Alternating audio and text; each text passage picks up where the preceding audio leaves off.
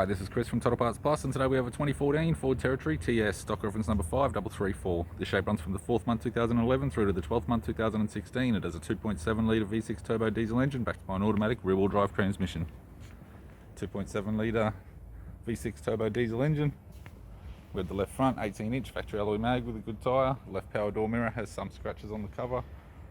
Left front door 3 dents. Left rear door also 3 dents.